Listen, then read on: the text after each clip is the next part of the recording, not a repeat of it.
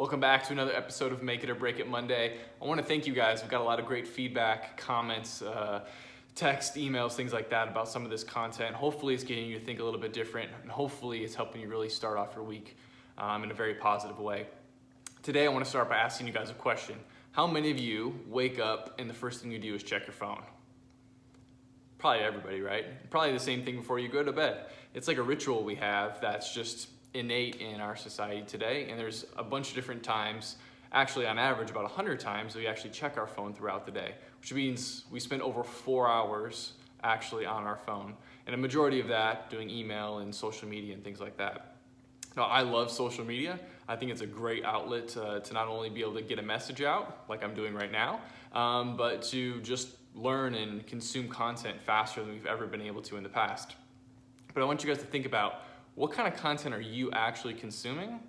And my question would be, does it align with what you want to accomplish and what your goals are? Because I think when you look at social media sometimes, a lot of us get discouraged. And we get discouraged because, I heard this somewhere else, but social media is almost like someone's highlight reel.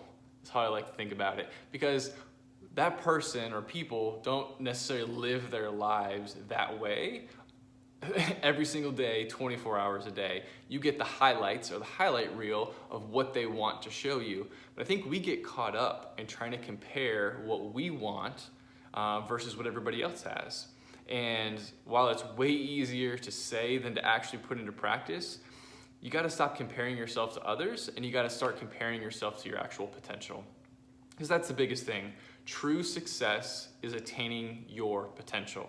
So you have to have an idea of what your potential is as of today, but understand that your potential grows as you grow. So you may not ever actually catch your potential, which would be a good thing because you're growing and your potential is growing. So when you think about success, don't let these other things distract you, because you see flashy watches, you see your friends going on vacation, and it makes you feel almost like you're not good enough or you haven't accomplished enough. And it's not true. You each have your own course, your own journey, and your own plan. So my advice would be double down on you and try to get all that other stuff out of the way, and don't let it distract you. I do this by creating competitions with myself. And I'm naturally competitive, so I like to challenge myself in a bunch of different ways. I try to see how many days I can go without actually comparing myself to others, making an excuse, without being negative, how many days I can go without complaining or without forgetting something.